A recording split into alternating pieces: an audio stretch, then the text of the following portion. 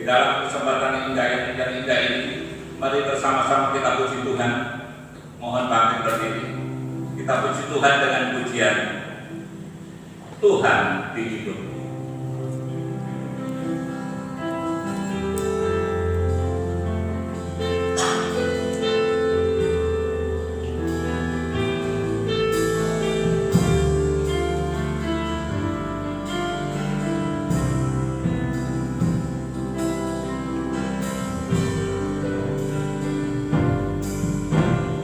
Di dalam matamu tertulis namaku, di dalam genggamanmu seluruh hidupku. Sungguh bangga aku punya Bapa sepertimu, yang tak pernah melupakanku. Di tengah badai hidup kau menemaniku, di atas gunung batu membawa diriku.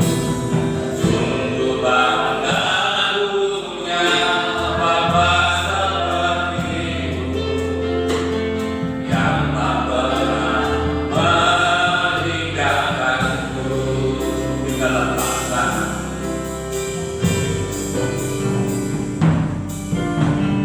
di telapak tanganmu tertulis namaku, di dalam genggamanmu seluruh hidupku.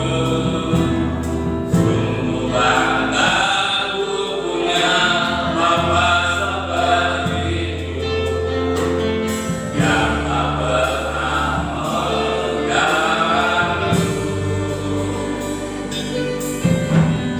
Di tengah badai hidup menemaniku, di atas gunung batu membawa hidupku. Sungguh bangga aku punya Bapa sepertimu, yang tak pernah meninggalkanku. Katakan engkau hari hidupku, Tuhan yang setiap ucapan dan perbuatanku. Katakan engkau Tuhan hidupku, Tuhan yang selalu kusembah di setiap nafasku.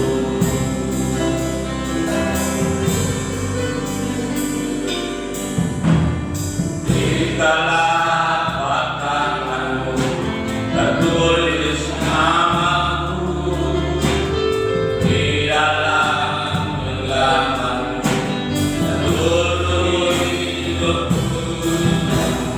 Sungguh bangga aku punya Bapa sepertimu, yang tak pernah melupakanku.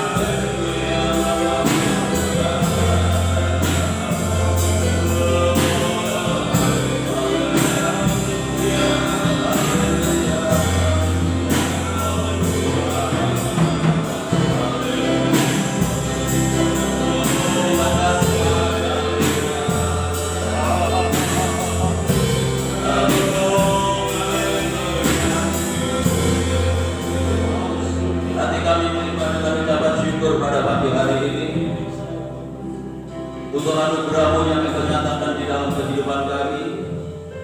Selama 4 bulan kami tidak bisa bertatap muka di dalam melaksanakan ibadah kami. Namun pagi hari ini Tuhan sudah membuka jalan bagi kami, sehingga kami boleh bersama jemaat-Mu untuk kembali dapat beribadah kepada Tuhan di tempat ini. Kami memahami, kami menyadari bahwa semuanya ini terjadi hanya oleh karena anugerah dan kemurahan daripada Tuhan. Dan kami menyerahkan jalannya ibadah perdana ini ke dalam tangan-Mu mulai dari awal hingga selesainya. Dan biarlah Kau hadir di tengah-tengah kami, Kau melawat setiap kehidupan kami. Kami boleh merasakan hadirat-Mu, kami boleh semakin mengenal lebih dalam akan keberadaan Tuhan di dalam kehidupan kami.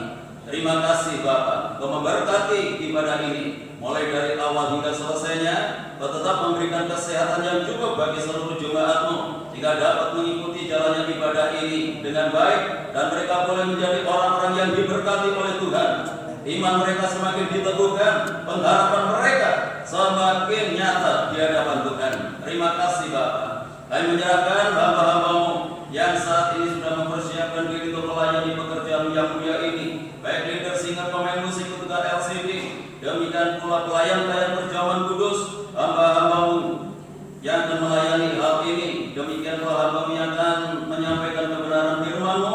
Mari Tuhan Engkau sucikan kami, kuduskan kami, terlebih pengurapan darah-Mu yang kudus Tuhan turut sertakan dalam pelayan kami. Pelayan ini boleh berkenan di hadapan Tuhan dan boleh menjadi berkat bagi sidang jemaat Tuhan. Terima kasih Bapa, dalam pekerjaan kuasa kegelapan yang ingin mencoba mengganggu jalannya ibadah kami, bahkan merebut berkat Tuhan yang Tuhan sediakan lewat ibadah ini. Kami menyatukan hati bersama jemaat untuk memanggil nama-Mu, yaitu di dalam nama Tuhan Yesus Kristus. Dalam kuasa-kuasa yang bukan dari Allah, kami tolak dan patahkan kuasanya di dalam nama Yesus. Dan biar Roh yang kudus menguasai tempat ini, menguasai hati dan pikiran kami, hingga berkat ibadah ini seutuhnya menjadi bagian di dalam kehidupan kami. Tuhan berkati setiap gereja-gereja-Mu yang saat ini mengadakan ibadah yang sama seperti kami lakukan. Bagaimana Tuhan memberkati kami, Tuhan memberkati mereka semuanya, agar nama Tuhan dipermuliakan. Hanya di dalam nama Tuhan Yesus Kristus Kepala Gereja, kami serahkan segala doa kami buka ibadah kami pagi hari ini, dan yang siap untuk memuliakan Tuhan. Mari bersama kita katakan amin. Mari kita bersama-sama memuji Tuhan dengan pujian yakin pada Tuhan.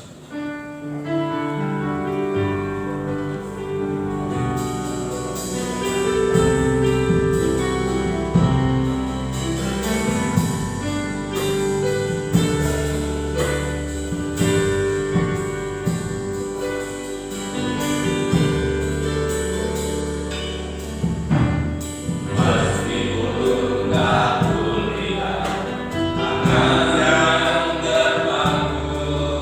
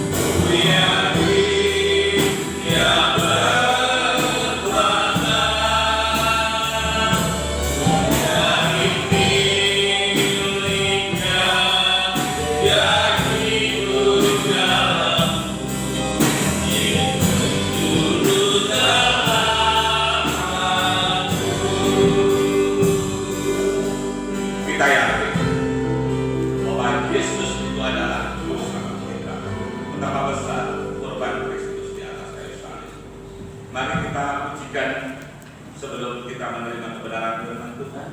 Kita puji Tuhan dengan pujian dalam yang kasih Bapa.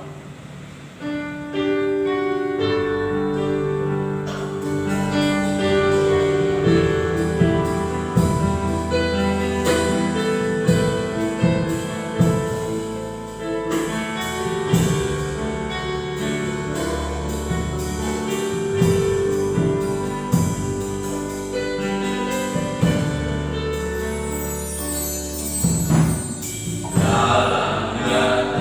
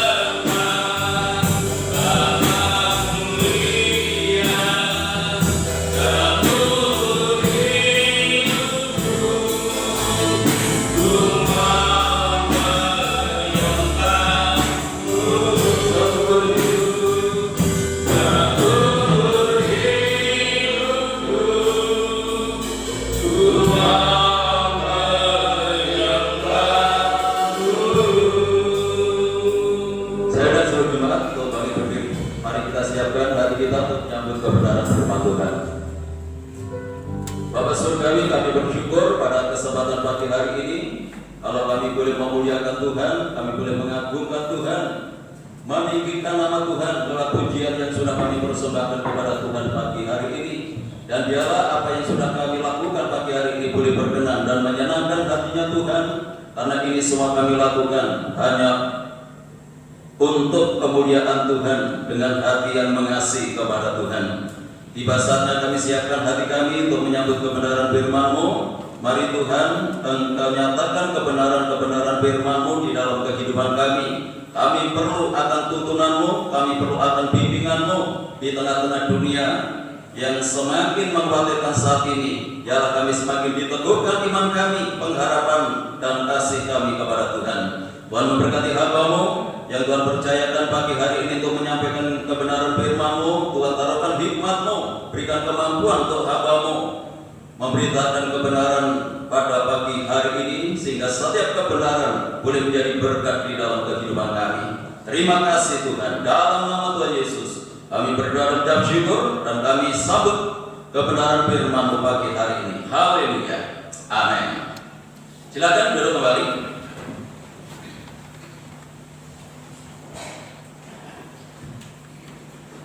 Bapak Ibu Saudara yang dikasihi oleh Tuhan, saya sampaikan shalom. Salam sejahtera di dalam kasih Tuhan kita Yesus Kristus. Hanya oleh karena anugerah dan kemurahan Tuhan, pagi hari ini kita bisa beribadah kembali di dalam dunia nyata. Selama 4 bulan kita ibadah dalam dunia maya. Sekarang dalam ibadah lewat ibadah dalam dunia nyata. Dan yang belum kita alami dalam kehidupan kita, yaitu kita beribadah dalam dunia kekekalan. Ini yang belum kita alami, tetapi itu pasti. Bapak Ibu yang dikasihi oleh Tuhan, kita bersyukur pagi hari ini kalau Tuhan sudah membuka jalan sehingga kita bisa melaksanakan ibadah di gereja seperti yang sudah kita lakukan sebelum adanya COVID-19 ini. Namun demikian, dimohon jemaat tetap memperhatikan protokol kesehatan. Ya, walaupun kita saat ini sudah diberikan kesempatan untuk melakukan ibadah maupun mungkin melakukan aktivitas kita yang lainnya, namun biarlah kita tetap memperhatikan ya protokol kesehatan supaya kita dapat menyelamatkan diri kita sendiri, menyelamatkan keluarga maupun menyelamatkan orang lain. Nah, itu sebabnya bagi sidang jemaat yang kondisi kesehatannya itu terganggu, diharap dengan hormat berada di rumah saja, tetapi tetap terlayani lewat YouTube Bukit Sion. Ini supaya dipahami lebih dahulu oleh sidang jemaat, ya, supaya orang ibadah tidak boleh, tidak boleh bagi mereka yang sehat. Tapi kalau kondisi kesehatannya itu terganggu, yang tahu itu kan saudara. Ya. Lebih baik tinggal di rumah saja, beribadah kepada Tuhan di rumah. Ya, puji Tuhan. Bapak Ibu yang dikasihi oleh Tuhan, firman Tuhan pagi hari ini, tema kita adalah bertahan sampai akhir. Ya, puji Tuhan. Bertahan sampai akhir. Injil Matius pasal yang ke-24 ayat 12 dan 13. Jadi kalau nanti ibadah waktunya dipersingkat, jadi tidak usah kaget. Memang ini menurut aturan protokol kesehatan. Ya, mungkin ada yang mengatakan bersyukur berkurang pelan-pelan. Jadi bertahan sampai akhir. Jadi yang Tuhan mau di dalam kehidupan kita, supaya kita menjadi anak-anak Tuhan yang bertahan sampai akhir. Matius pasal 24 ayat 12 dan 13. Demikian firman Tuhan. Dan karena makin bertambahnya kedurhakaan, maka kasih kebanyakan orang menjadi dingin, tetapi orang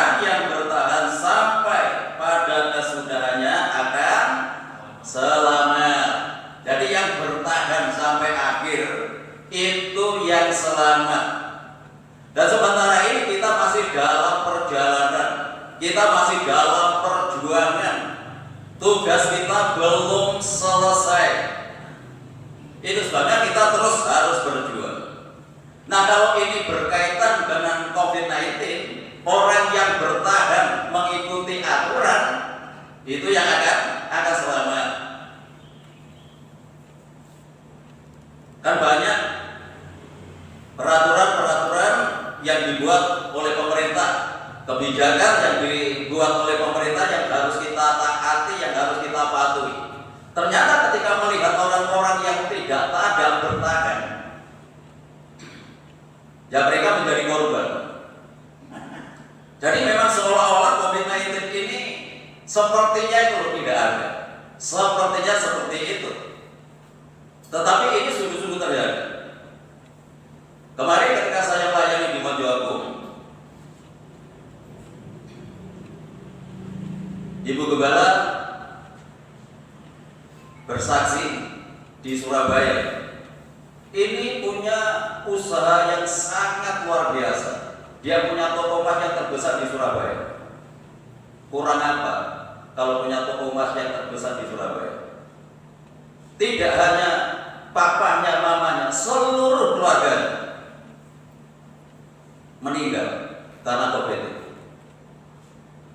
Satu keluarga. Memang kelihatannya itu tidak ada apa-apa. Dan itu juga seringkali istri saya mengingatkan kalau keluar harus pakai masker. Kadang-kadang kalau saya ke gereja itu tidak pakai karena tak anggap rumah sendiri.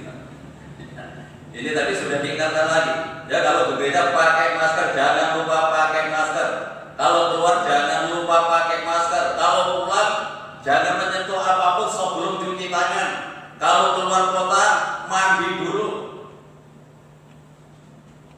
Dan kalau di gereja saat ini kita tidak diizinkan untuk bersalaman, bukan berarti kita mengurangi rasa hormat dengan satu dengan yang lainnya. Ya, untuk sementara waktu kita tidak boleh salaman. Ya, tetapi tidak mengurangi rasa hormat kita satu dengan yang lain. Ya, puji Tuhan. Nah, itu sebabnya kalau kita tidak memiliki kepentingan yang mendesak, contohnya ibadah, bekerja, maupun kepentingan yang lain yang aman, itu kita harus bertahan di rumah.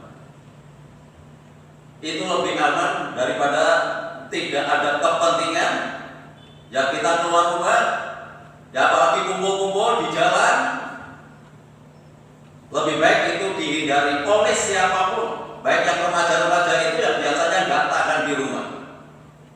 Bapak Ibu yang dikasih oleh Tuhan, orang-orang medis yang menangani orang-orang yang terdampak kepengen pulang ke rumah itu saja nggak bisa. Tapi anehnya, kalau orang itu bisa tinggal di rumah satu keluarga malah nggak betah, malah nggak tahan.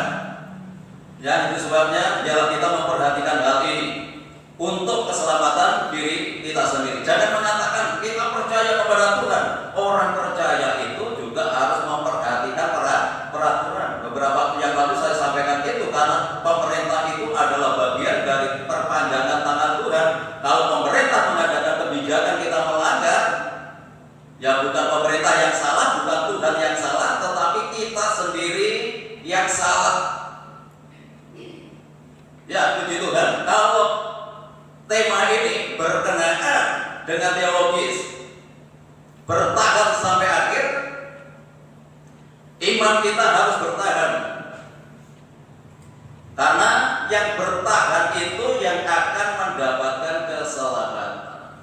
Matius pasal 24 ini pengajaran khusus Tuhan Yesus kepada murid-muridnya yang dianggap sudah dewasa dalam kehidupan rohaninya. Bahkan dalam konteks ayat ini, murid-murid yang bertanya kepada Tuhan tentang akhir zaman. Ya, kalau kita baca seluruhnya itu, murid-muridnya itu bertanya kepada Tuhan tentang akhir zaman, apa yang akan terjadi dan apa yang harus dipersiapkan untuk menyambut kedatangan Tuhan yang kedua kali. Pertanyaannya bukan Tuhan mengadakan mujizat, pertanyaannya bukan Tuhan Tetapi pertanyaannya kepada Tuhan, kapan Tuhan Yesus datang yang kedua kali?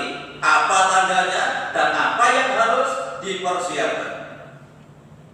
Ini pengajaran khusus kepada murid-muridnya. Pernyataan Tuhan secara khusus, tidak secara umum.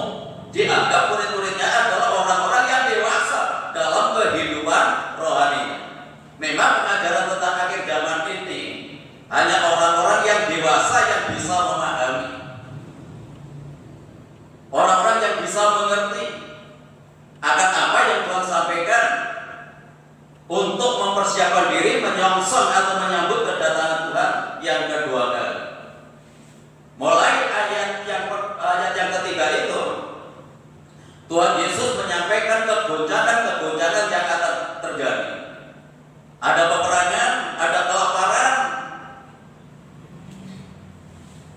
Itu yang mengawali, itu yang menandai tentang kedatangan Tuhan yang kedua kali. Nah, itu sebabnya pada ayat 12 banyak orang yang tergoncang imannya.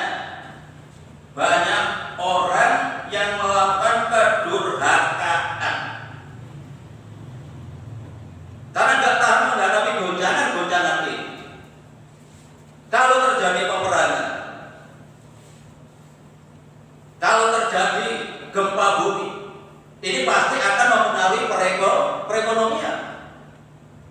Kalau orang perang, pasti ekonomi berantakan. Apalagi kalau ada gempa bumi, orang nggak bisa melakukan aktivitas. Yang pertama pasti ekonominya yang tergoncang. Ya sampai seperti kita alami saat ini.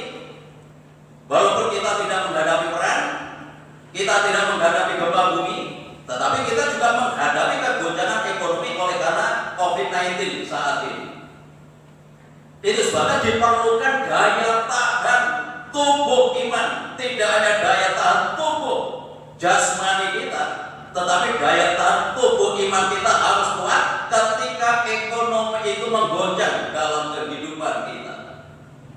Banyak orang yang tidak tahan untuk menghadapi kegoncangan ini. Nah, sebabnya diperlukan ketahanan iman ini. Apa yang terjadi? Banyak orang yang menjadi durhaka. Banyak orang menjadi durhaka. Apa sih artinya durhaka itu? Ya, lanjut. Kegoncangan iman mengakibatkan kedurhakaan semakin meningkat, semakin bertambah. Dan durhaka itu artinya adalah orang yang ingkar kepada Tuhan, orang yang tidak taat kepada Tuhan. Itu adalah durhaka. Jadi kedurhakaan di tengah-tengah kegoncangan seperti ini, itu akan semakin meningkat, akan semakin bertambah. Firman Tuhan katakan, kalau orang itu tidak mempunyai ketahanan iman dalam hidupnya, sehingga menjadi orang yang durhaka. Ya, langsung saja kita baca 2 Timotiusnya. 2 Timotius pasal yang ketiga.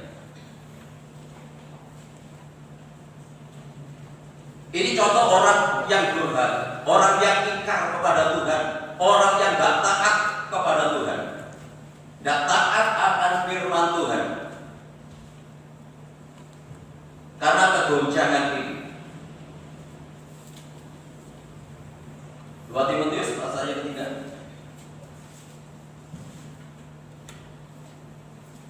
Mulai ayat yang pertama. Ketahuilah bahwa pada hari-hari terakhir akan datang masa yang sukar. Manusia akan mencintai dirinya sendiri dan menjadi hamba Tuhan. Mereka akan membuat, menyombongkan diri. Mereka akan menjadi pemfitnah. Mereka akan berontak terhadap orang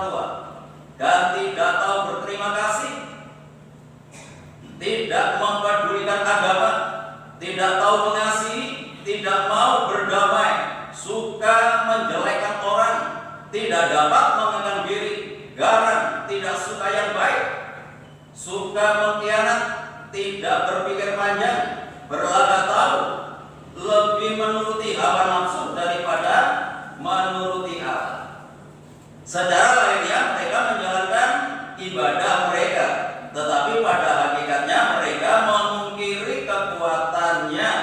Jauhilah mereka itu. Ini kondisi, ini keadaan akhir zaman yang sudah diungkapkan ya oleh Rasul Paulus kepada Timotius ini.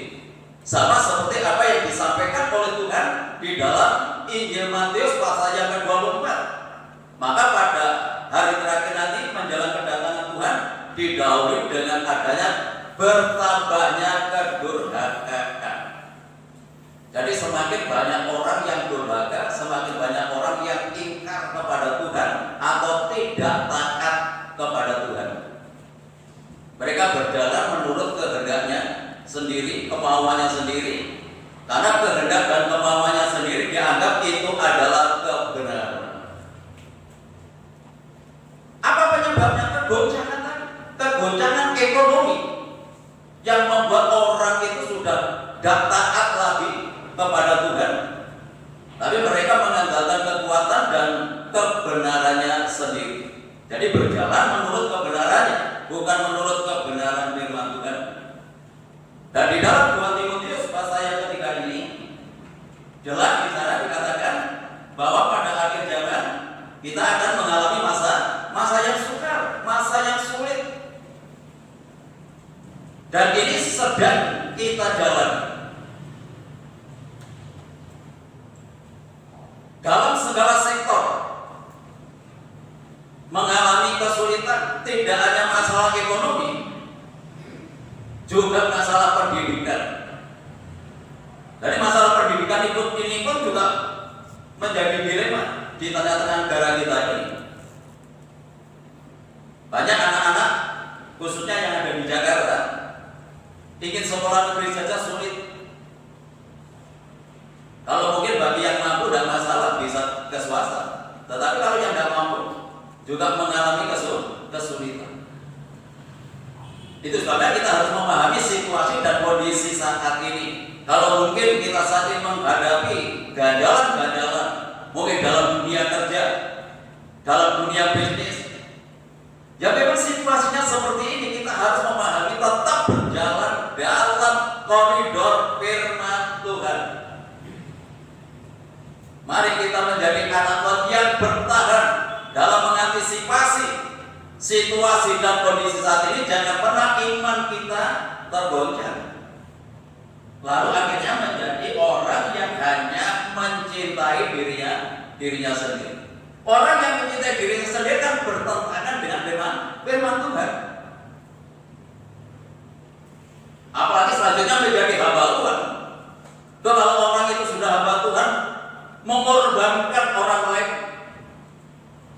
demi mendapatkan keuntungan.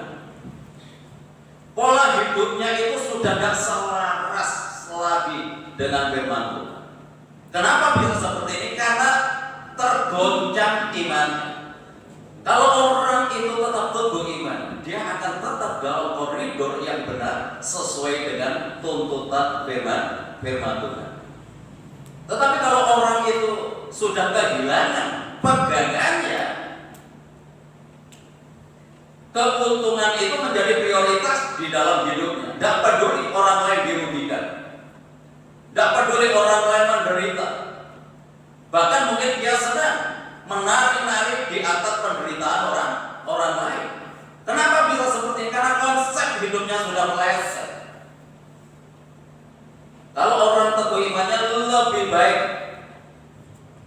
dia rugi daripada membuat orang lain itu menderita. Ya sama seperti Kristus. Kristus mati di atas kayu salib itu kan bukan untuk kepentingannya, tetapi justru untuk kepentingan kita yang seharusnya kita harus menderita. Ini memang gak mudah untuk dilakukan. Dia rela menderita, orang lain itu bisa bersukacita. Kristus menderita di atas kayu salib, kita yang menikmati kebahagiaan. Jangan katakan bahwa keselamatan itu mudah untuk didapat. Enggak. Kita yang gampang tidak menikmati, tetapi Kristus yang berkorban untuk kehidupan kita sampai dia rela mati di atas kayu salib. Dia yang menderita, kita yang bersukacita. Nah, itu sebabnya kita harus tetap menjadi anak Tuhan yang bertahan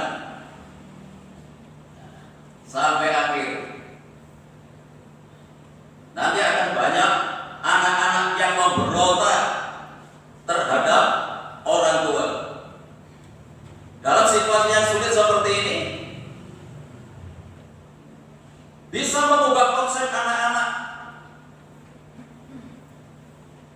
Karena kondisi perekonomian itu menurun, apalagi kalau anak-anak itu hanya bisa menuntut kepada orang tuanya, dia tidak puas dengan apa yang diberikan orang tuanya. Mungkin hari-hari ini juga berkurang. Ya, kalau anak-anak sekolah, ya, sementara waktu kan tinggal di rumah. Kalau beberapa anak ditanya, enak sekolah daripada di rumah. Dan kenapa? Kalau di rumah tidak bisa koni. Bukan karena tatap muka bisa mengerti materi pelajaran, karena nggak bisa koni kalau di rumah. Tetapi kalau di sekolah itu pasti mendapatkan uang saku.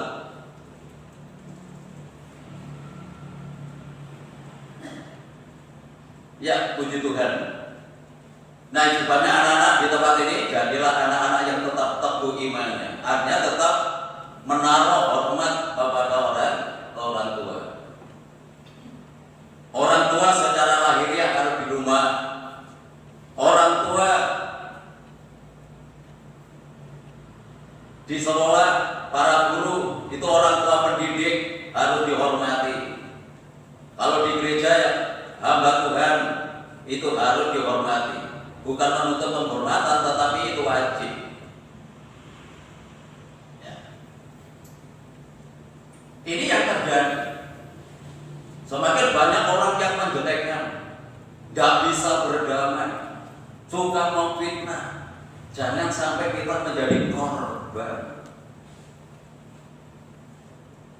Korban perilaku yang seperti ini, termasuk orang-orang yang durhaka. Kita ibadah, tadi pada ayat yang kelima tadi, mereka adalah orang-orang yang menjalankan ibadahnya, tetapi mereka adalah orang-orang yang memungkiri kekuatan ibadah itu sendiri.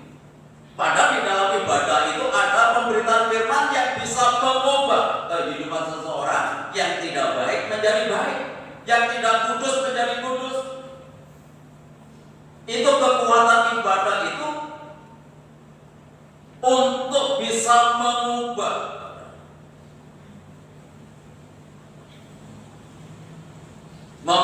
kodrat dosa ini, mengenakan kodrat ilahi lewat apa? Lewat kekuatan ibadah ini.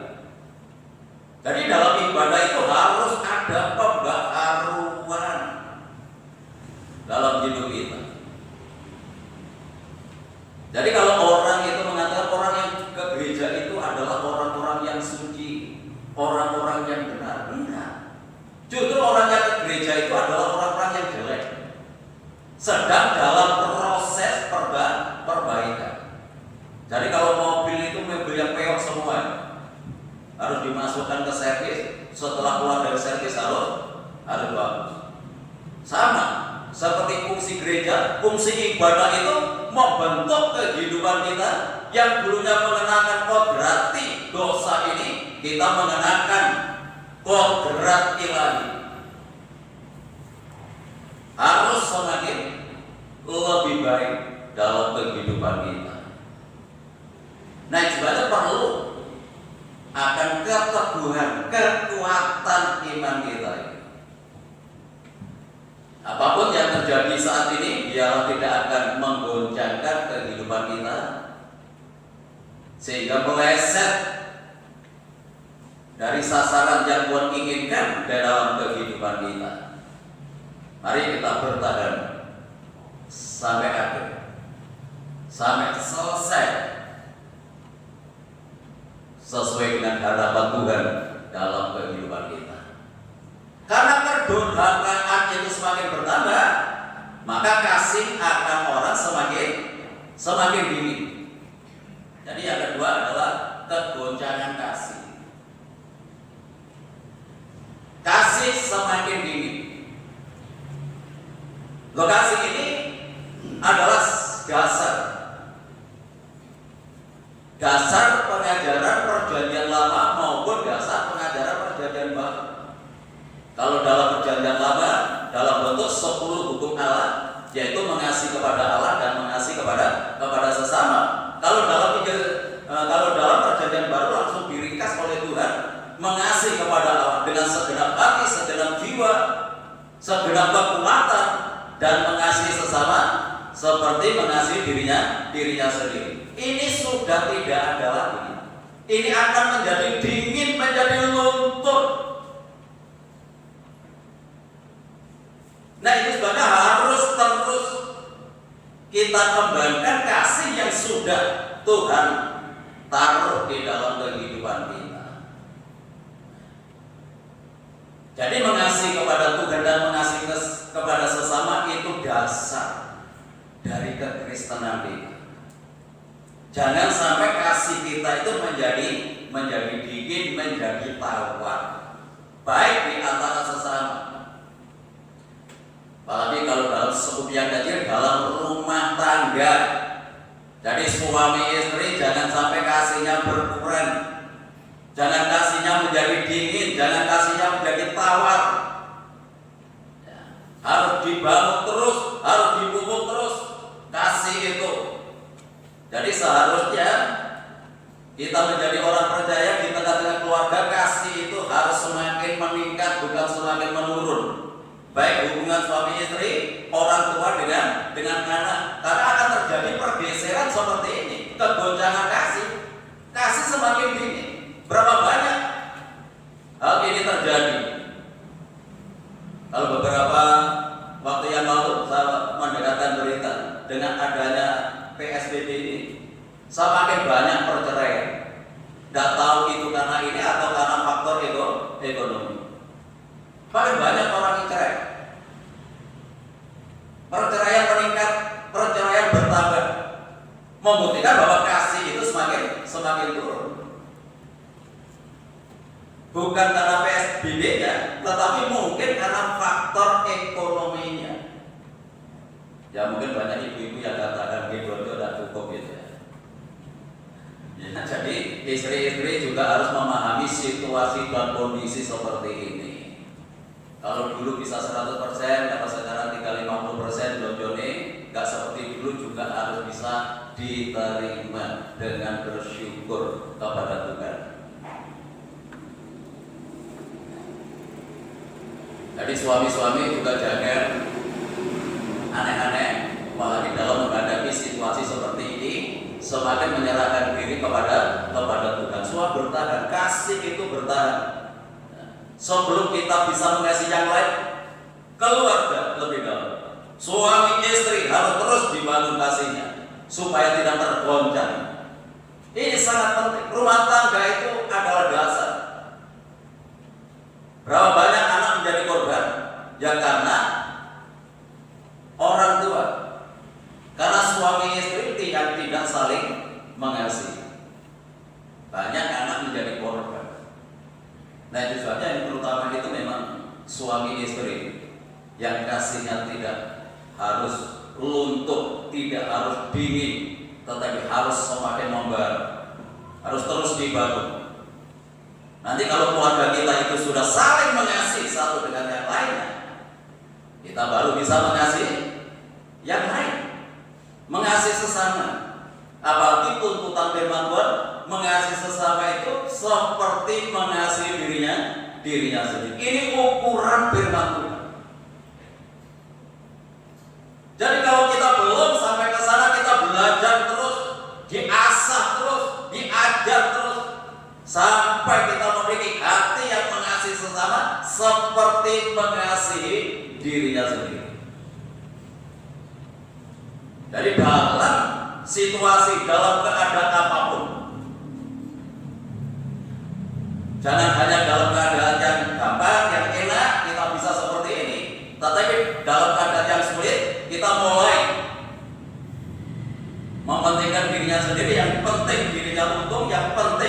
dirinya sukses, tidak peduli dengan yang lain, apakah mereka menangis, apakah mereka dirugikan, tidak peduli. Perhatikan kalau kita sudah memiliki jiwa seperti itu, berarti kita sudah mulai merosot kasih. Kalau sudah dalam kondisi seperti ini, mari kita perbaiki, mari kita bangun kembali. Ya, sama seperti keberadaan jemaat yang ada di Efesus. Wahyu pasal 2. Wahyu 2 ayat yang kedua, aku tahu segala pekerjaanmu, baik jerih payahmu maupun kekuatanmu. Aku tahu bahwa engkau tidak dapat sabar terhadap orang-orang jahat, bahwa engkau telah mencobai mereka yang menyebut dirinya rasul, tetapi yang sebenarnya tidak demikian, bahwa engkau telah mendapati mereka pendusta, dan engkau tetap sabar dan menderita oleh karena namaku, dan engkau tidak mengenallah. Namun demikian aku mencela engkau, karena engkau telah meninggalkan kasihmu yang semula. Ini terjadi di tengah-tengah jemaat Efesus. Kalau dalam pelayanan mereka adalah orang yang sangat getol sekali. Ya, mereka tidak mengenal Allah. Mereka melakukan pekerjaan Tuhan dengan berjerih payah. Dia tidak sabar dengan orang-orang yang melakukan kejahatan. Tapi walaupun jemaat itu sudah dalam kondisi seperti ini, maka di hadapan Tuhan masih ada celah, di mana jemaat Efesus ini kehilangan kasih yang mula-mula. Kehilangan. Ya mungkin dia mengerjakan segala sesuatu hanya dengan rutinitas saja. Jadi bukan oleh karena hati yang mengasihi kepada Tuhan. Nah, itu sebabnya jangan sampai kita kelihatannya itu masih eksis, kelihatannya kita masih setia, tetapi di pemandangan Tuhan sebenarnya kita melakukan segala sesuatu untuk pekerjaan Tuhan itu tidak kita dasari dengan kasih. Yang bisa menilai itu Tuhan, bukan saya, bukan siapa-siapa.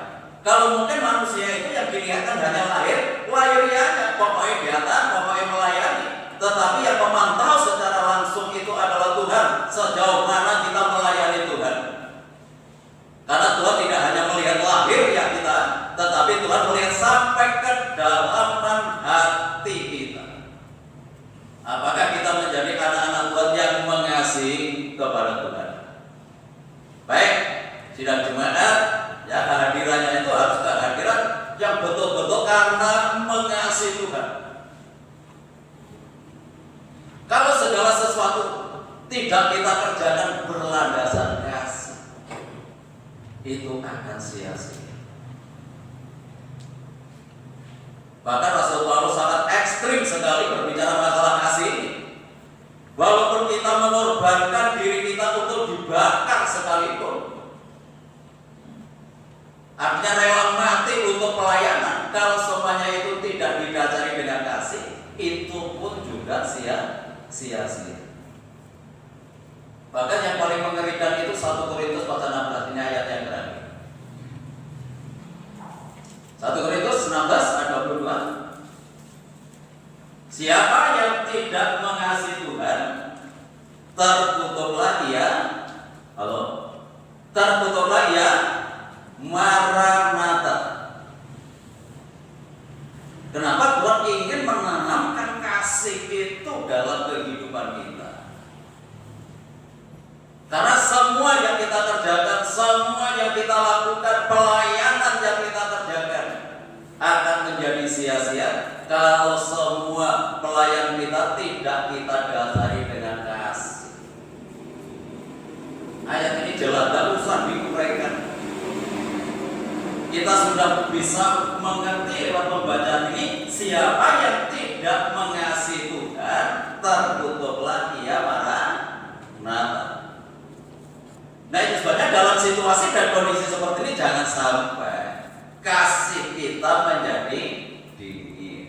kasih kita menjadi luntur, kasih kita menjadi berkurang dalam segala situasi, biarlah kasih kita akan semakin membara. Kasih kita semakin meningkat, baik kepada Tuhan maupun kepada sesama. Kita yang akan menikmati ketika Tuhan Yesus datang kembali kali yang kedua, ialah kita menjadi orang-orang yang berkenan dan menyenangkan hatinya Tuhan. Dan Tuhan sudah memberikan pelajaran secara langsung kepada kita lewat pengorbanannya di atas kayu salib. Semua yang dilakukan Tuhan bukan untuk kepentingan dirinya sendiri, tetapi justru untuk kepentingan kita. Dan itu dialah nyata di dalam kehidupan kita. Dan saat ini terwujud di dalam persekutuan dengan tubuh dan darah Tuhan yang sudah Tuhan sediakan di dalam kehidupan kita. Kalau kita melakukan ini, biarlah tidak secara seremoni kita lakukan ini, tetapi dalam pengorbanan Tuhan itu juga nyata di dalam kehidupan kita. Tuhan Yesus memberkati. Kita pujikan satu pujian. Dikawal.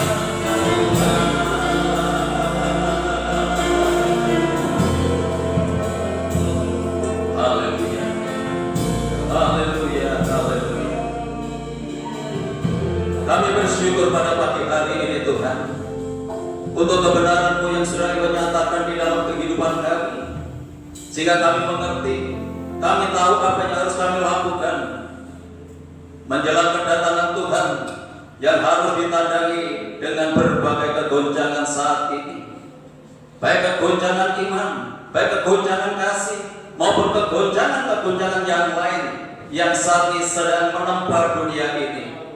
Untuk itu mari Tuhan, Engkau terus berkarya di dalam kehidupan kami. Di tengah-tengah kegoncangan ini tidak akan menggoncangkan iman kami, tidak akan menggoncangkan kasih kami, baik kepada Tuhan maupun kepada sesama kami. Karena itulah yang Kau ingini di dalam kehidupan kami. Ajari kami tetap bertahan di dalam iman, tetap bertahan di dalam kasih sampai pada akhirnya, sehingga Kau dapati hidup kami adalah orang-orang yang berkenan kepada Tuhan.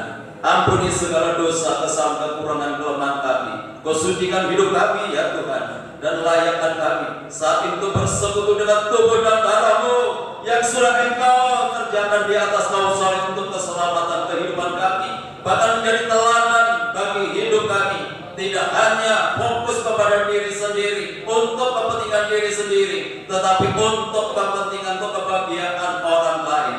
Terima kasih Bapa, terima kasih. Berkati hamba-hamba-Mu yang sudah mempersiapkan diri untuk melayani pekerjaan yang agung ini. Mari Tuhan Kau kuduskan, Kau sucikan kehidupannya, dan layakkan supaya pelayan beliau menjadi berkat bagi sidang jemaat-Mu. Demikianlah roti dan anggur yang sudah tersedia di atas meja ini. Tuhan turunkan berkat-Mu di dalamnya, sehingga kami tidak melihat roti dan anggur secara jasmani. Ini adalah pecahan-pecahan tubuh-Mu, ini adalah curahan darah-Mu yang Kau kerjakan di atas kayu salib untuk keselamatan kehidupan kami. Terima kasih Tuhan. Dalam nama Tuhan Yesus kami berdoa dan mengucap syukur. Haleluya. Amin. Saya dan selalu baik berdiri. Mari kita siapkan dulu anggurnya.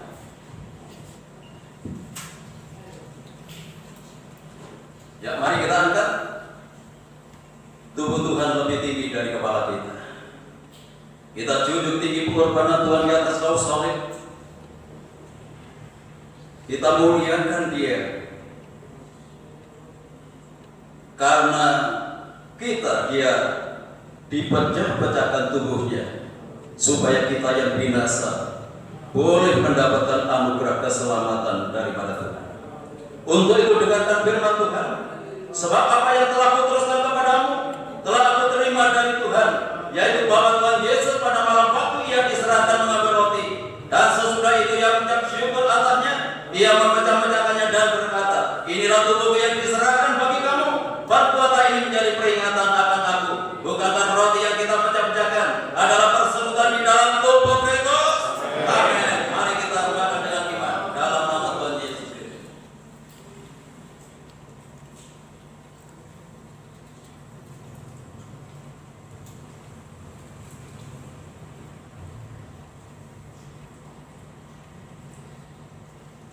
Mari kita angkat cawan Tuhan lebih tinggi dari kepala kita. Demikian juga yang mengambil cawan sesudah makan lalu berkata, cawan ini adalah perjanjian baru yang dimeteraikan oleh darahku.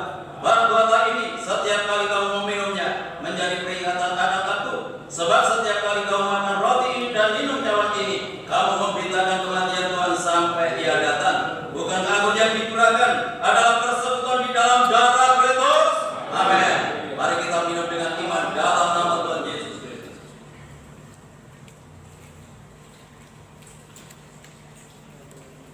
Mari kita angkat kedua belah tangan kita mengucap syukur kepada Tuhan. Haleluya. Atas kebaikannya, atas kasih-Nya yang sudah Tuhan lakukan lewat pengorbanannya di atas kayu salib. Hanya oleh karena kasih-Nya kita boleh diselamatkan. Hanya oleh karena kasih-Nya kita mendapatkan kehidupan yang kekal.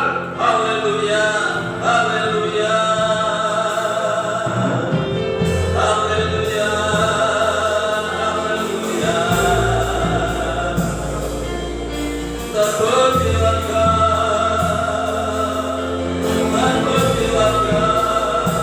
Haleluya.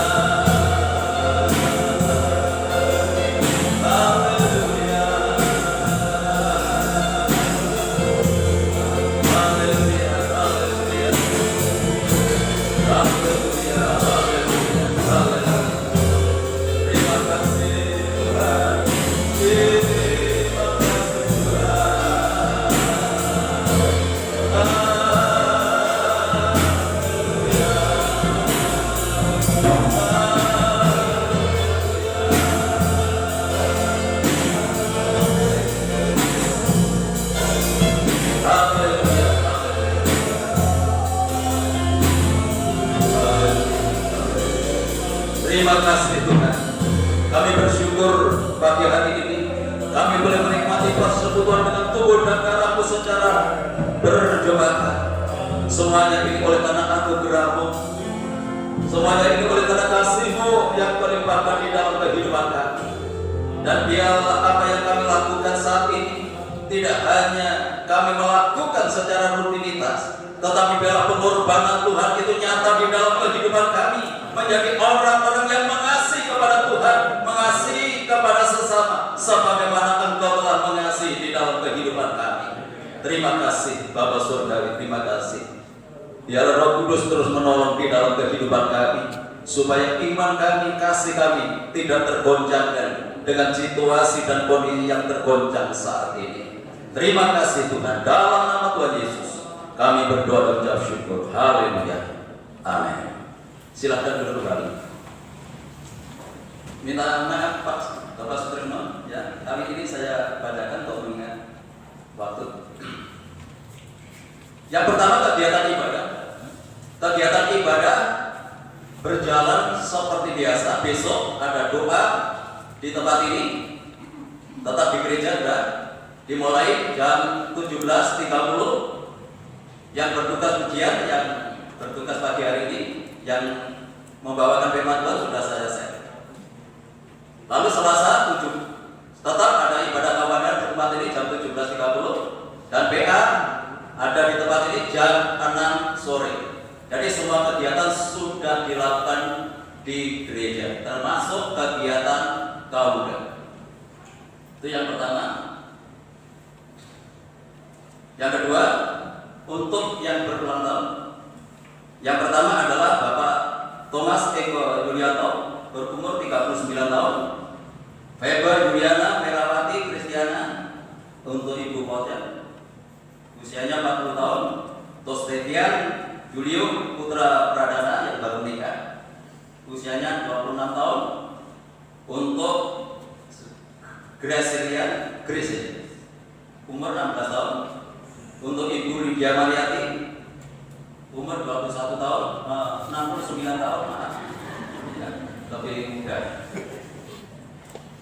Untuk Ibu Julinda Veronica, Ibu Hedi Antoni, umur 40 tahun. Untuk Indra Juliana, umur 26 tahun. Untuk Suharyono, 36 tahun.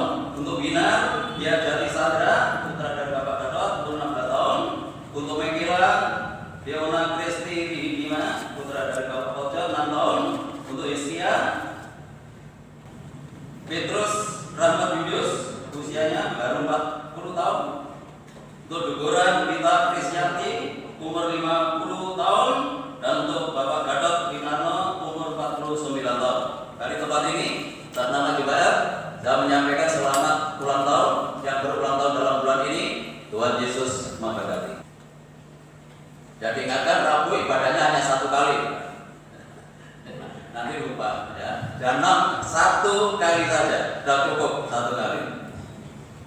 Ya, puji Tuhan, mari kita akhiri dan kita doakan saudara-saudara kita yang berulang tahun hari ini. Dan yang sakit, tolong nanti tetap dilayani seperti Ibu Gembala, Ibu Mariati. Dilayani pagi.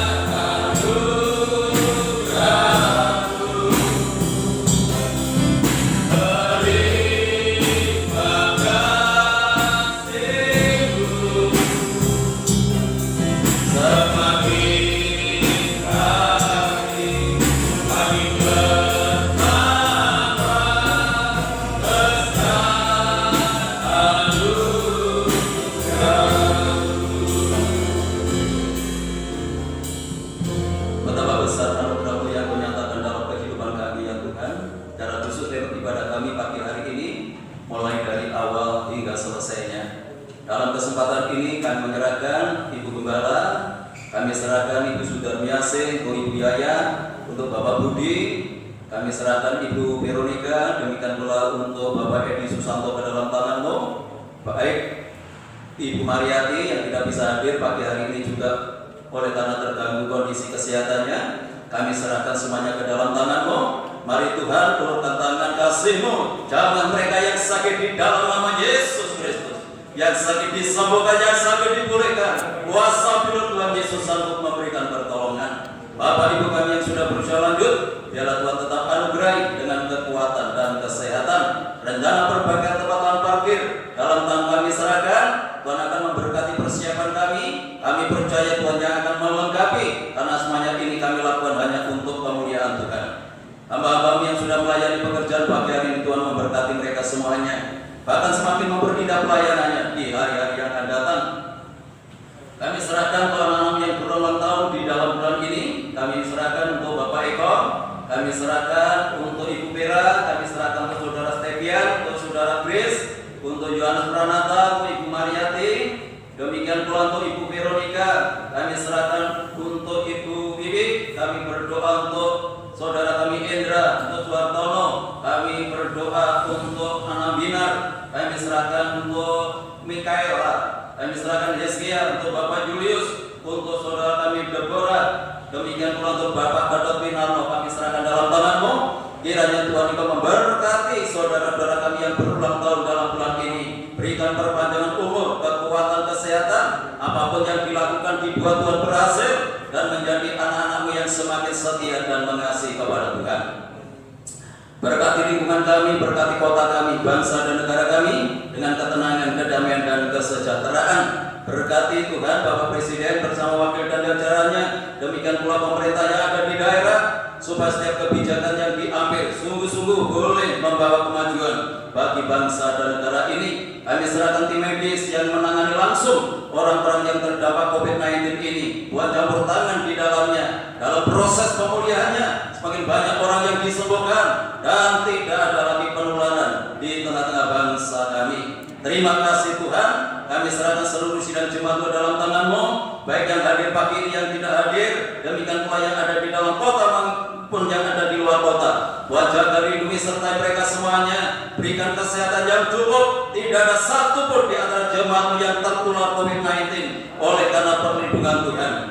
Kami menyerahkan rumah tangga, keluarga, kehidupan nikahnya. Berkati Tuhan dengan ketenangan, kedamaian dan kesejahteraan. Kalau usaha pekerjaan Tuhan tanggung jawab yang mereka lakukan, buatlah mereka berhasil dan beruntung. Peliharakan semua dalam kasih-Mu, hingga tidak ada satu pun di antara jemaat yang hidup di dalam kekurangan. Anak-anak yang makin dulu di bangku sekolah, secara khusus yang akan melanjutkan ke perguruan tinggi, Tuhan buka jalan, menyediakan semua biaya yang diperlukan agar nama Tuhan dipermuliakan. Bagi sidang jemaat yang sudah memberikan persembahannya, mengembalikan perpuluhannya, Tuhan kembalikan berlipat kali ganda sesuai dengan janji firman-Mu. Kalau sebentar lagi kami akan meninggalkan tempat ini kembali ke rumah masing-masing, Tuhan jaga lindungi sertai kami dalam perjalanan. Tiba di rumah dengan selamat, tidak kekurangan sesuatu apapun. Kembalikan kami dalam kegiatan ibadah yang akan datang dalam keadaan yang lebih baik dari pagi hari ini. Bapak Ibu Saudaraku yang dikasihi oleh Tuhan, sekarang pulanglah dan terimalah berkat damai sejahtera dari Allah Bapa, kasih karunia-Nya dari Tuhan Yesus Kristus, dan dalam persekutuan Roh-Nya yang kudus menyertai dan memberkati kita mulai pagi hari ini sampai Maranatha Tuhan Yesus datang kembali. Dalam nama Tuhan Yesus kami berdalam ucap syukur yang diberkati Tuhan. Mari bersama kita